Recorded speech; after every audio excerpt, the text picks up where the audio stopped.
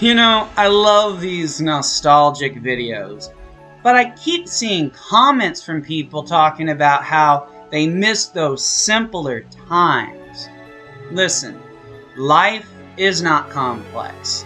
The issues in the world, they're not complex. There's just a lot of people pumping up a lot of volume to try to make things seem complex so they can try to make some people feel stupid, and so they can try to make some other people feel like they don't have the energy or the effort or the will to actually figure shit out and accomplish anything.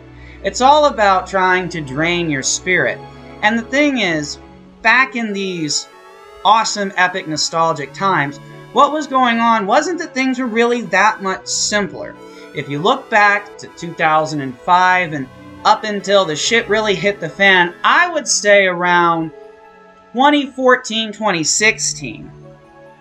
What we had the internet, we had message boards, we had things that are very similar to today's social media. But there was a difference. We went on those message boards to share our passions. And yes, sometimes we had like negative, passionate opinions. But they were very different from the opinions of today. Back then, it was a dialogue, it was a discussion, it was a conversation. If you didn't like a movie, oftentimes you enjoyed talking about that movie. Like, even if you were picking it apart back then, it wasn't the same as it is today, where people are not just picking things apart or discussing things that they might not enjoy or anything of that nature. They're really just hating on things, and there is a difference. Back then, it was a sense of passion that led to discussions about, this is how I would have done things, this is the movie I would have made, this is the gameplay that I enjoy, this is the tune that makes me feel the beat. But now, it's just about saying, I hate this thing's horrible, this thing doesn't need to exist. And that is pervasive throughout all of our culture right now at the moment. So realistically, these times, these nostalgic times, they weren't simpler. They were more positive. Even with sharing those negative opinions about video games, movies, and music, and day-to-day life, TV, whatever, you know. We were having fun with it. It wasn't that we had this overwhelming sense of negativity within us that we just had to go out and destroy something. It was that we had this incredible sense of passion to discuss these things, to think about these things, to envision these things, and that's what's missing from today. But while you could blame this generation, and while I do think to a degree, the way that this generation came up, that, you know, the 80s and 90s babies, we got this sense of progression, and I think that it did add to a sense of gratitude, but I don't think that people are just ungrateful today. That's not been my rhetoric for a very long time here on this channel. What I think is going on is that there is a very toxic influence in society, and it is pushing people to be not just negative-minded, but to be full of a toxic, pervasive, negative energy. And I know that stuff sounds really hippy-dippy and out there and hocus-pocusy, but I have found that there is just so much truth to it.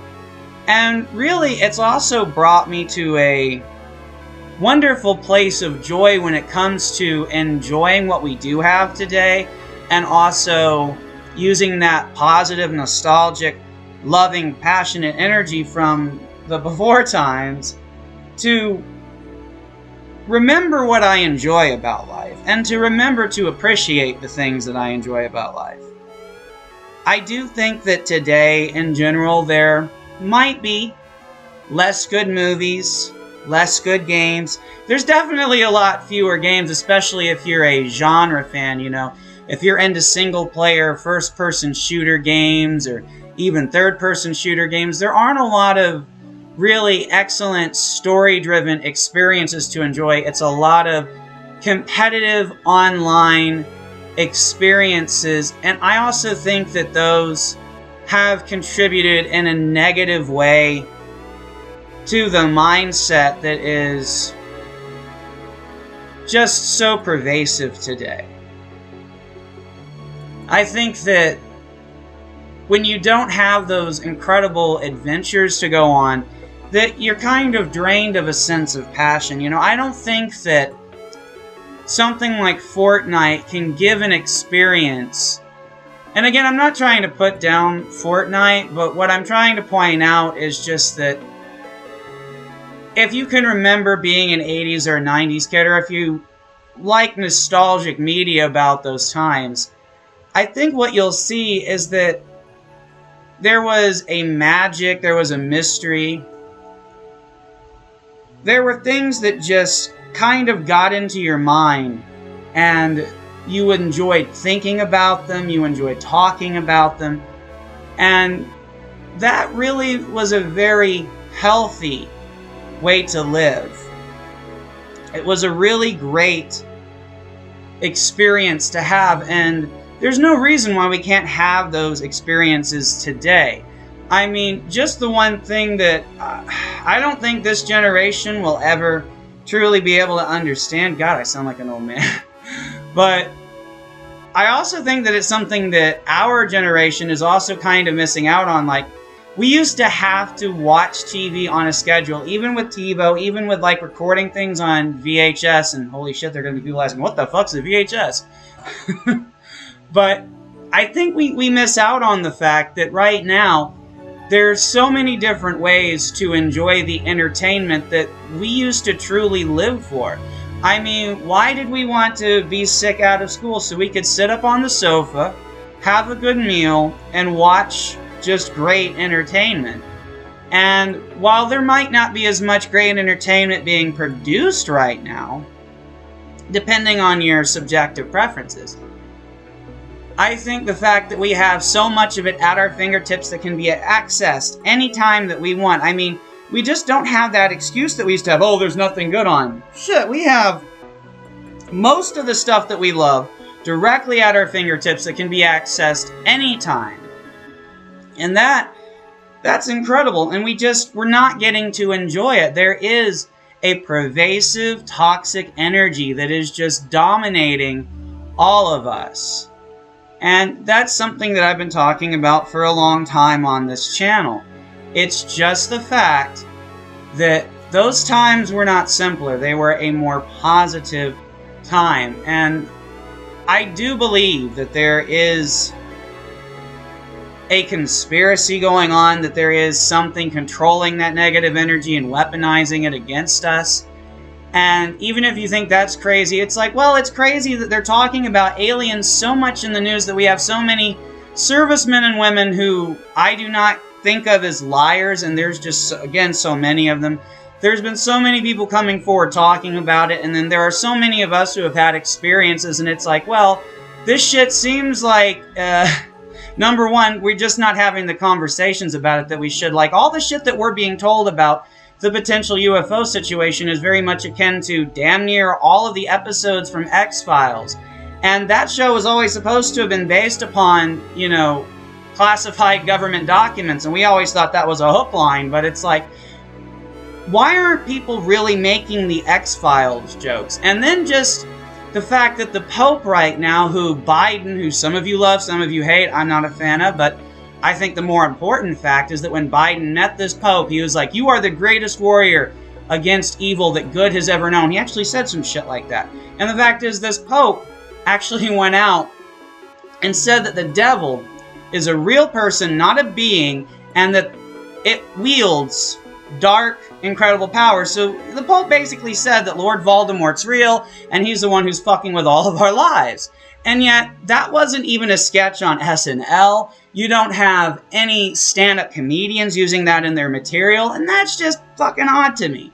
Because that all, to me, factors into that MK Ultra mind control. I know, ooh, shit, right? But it's like, it does seem that if that kind of mind control was real, that you wouldn't be talking about certain things that those in power wouldn't want certain subjects to be talked about. And it's so funny to me that that's exactly what's happening. It's like, if you can just, take a step back and kind of look at it with a sense of humor, with a sense of fascination and intrigue, it's so incredible that all of the things that would be happening if that stuff were true is kind of happening. And I think we geeks really tapped into something special. If Neverland was an allegory, we're really the Peter Pans of the story, because we're the ones who refuse to grow up into a boring, crouchy, negative adult, although some of us are letting that energy take hold. But I think the greatest thing about the previous generations, the 70s babies, the 80s babies, the 90s babies, and even the 60s babies, it's that we held on to a certain part of our childhood, to a certain part of that kid at heart. And I think that that's definitely a power. I think that when you can actually sit down and immerse yourself in an interactive adventure, and you can actually feel like not only are you a part of that story, but that story means something special to you, that's something that's very therapeutic, it's very positive, and it leads to a lot of positive, happy thoughts. But right now, those happy thoughts are just being utterly drained away by society.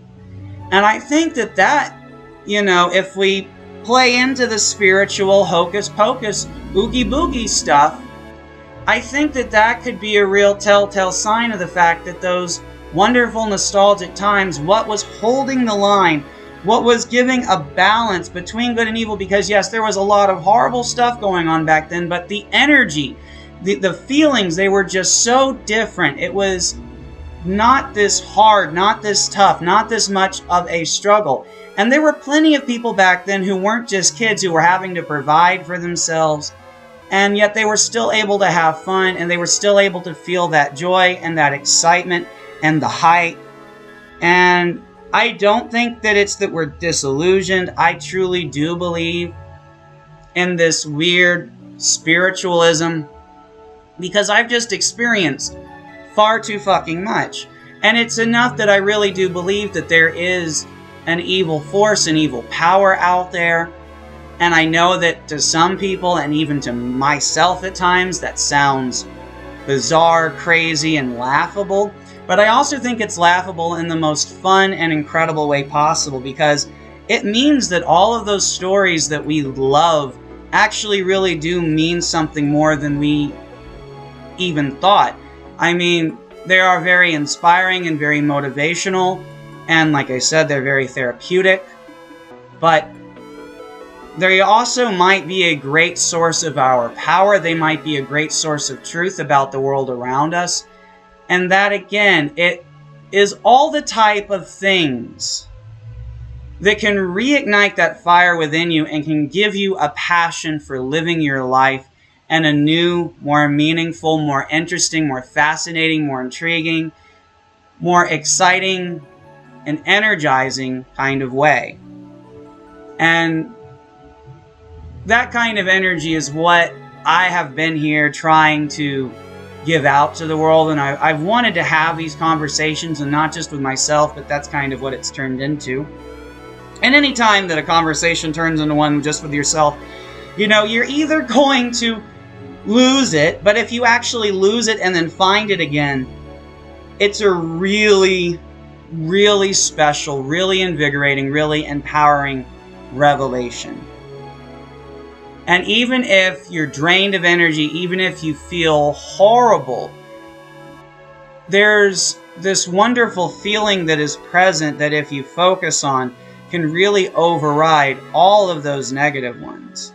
And I think for those of us that have those nostalgic memories, I think that is a very powerful weapon in our arsenal against negativity and against evil, because it very much seems that is truly what evil is, that evil is nothing more than a pitiful waste of energy, that all it wants is to consume us with thoughts of futility, thoughts that we're wasting our time, thought that things just need to be destroyed instead of understood. And I've never been that kind of person. I've always been the kind who's always played video games that a lot of people don't like, or enjoyed movies that aren't particularly popular.